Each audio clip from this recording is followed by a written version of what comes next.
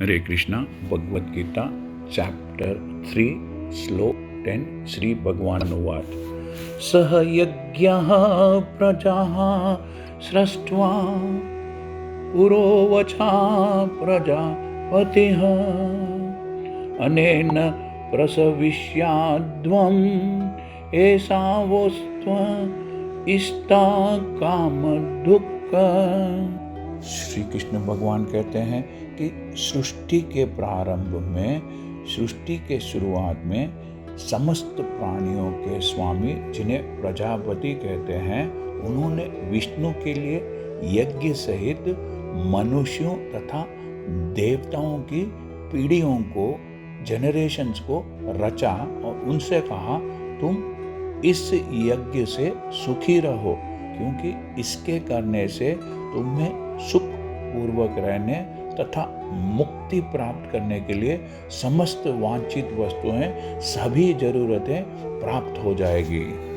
Lord Krishna says in the beginning of the creation the lord of all creatures Prajapati sent forth generations of men and demigods along with sacrifices yajna for Vishnu and blessed them by saying you will be happy by performing this yajna of Vishnu because its performance will deliver all desirable things to you।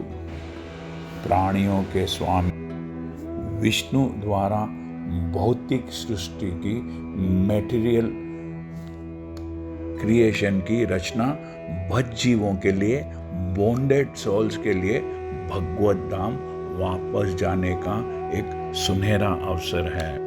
इस सृष्टि के सारे जीव प्रकृति द्वारा बद्ध है, nature द्वारा bonded है, क्योंकि उन्होंने श्री भगवान विष्णु या कृष्ण के साथ अपने संबंध को, अपने रिलेशन को भुला दिया है।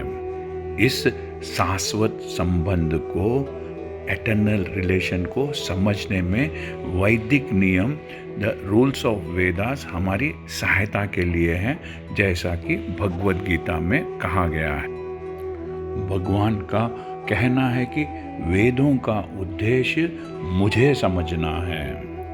श्री सुखदेव गोस्वामी ने भगवान के लिए कहा है कि प्रजापति तो भगवान विष्णु हैं और वे सभी प्राणियों के, सभी लोगों के और सुंदरता के स्वामी हैं और हर एक प्राणी के रक्षक है।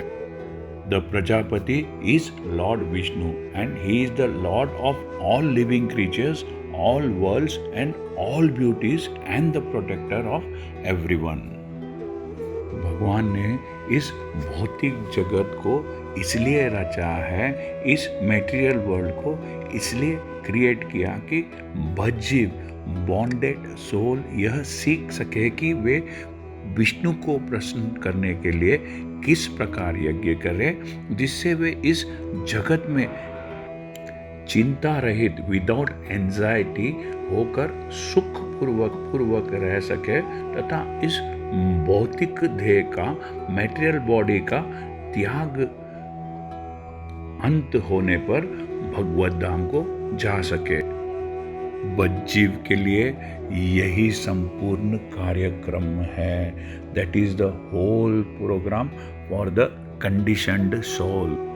यज्ञ करने से बद्ध जीव क्रमशः धीरे धीरे कृष्ण भावना भावित होते हैं और सभी प्रकार से देवतुल्य अर्थात देवताओं के बराबर बनते हैं।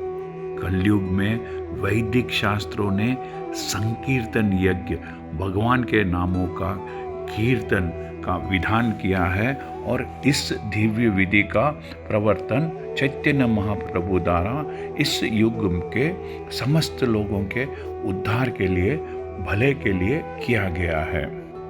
संकीर्तन यज्ञ तथा कृष्ण भावनामृत में अच्छा तालमेल है, अच्छा रेसिप्रोकेशन है। श्रीमद् भागवत में कहा गया है कि इस कलयुग में जो लोग पर्याप्त बुद्धिमान हैं, इनफ इंटेलिजेंट है, वे भगवान के, उनके पार्षदों अर्थात फॉलोअर सहित संकीर्तन यज्ञ द्वारा पूजा करते हैं।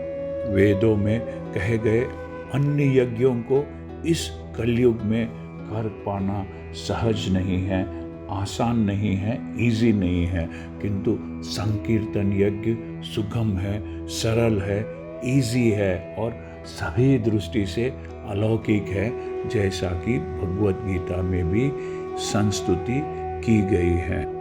Other yajnas prescribed in the Vedic literature are not easy to perform in this age of Kali Yuga, but the Sankirtan Yajna is easy and divine for all purposes. हरे कृष्णा। यदि आपको यह चैनल पसंद आया है तो सब्सक्राइब दबाकर subscribe कीजिए और इस चैनल को लाइक कीजिए। Thank you.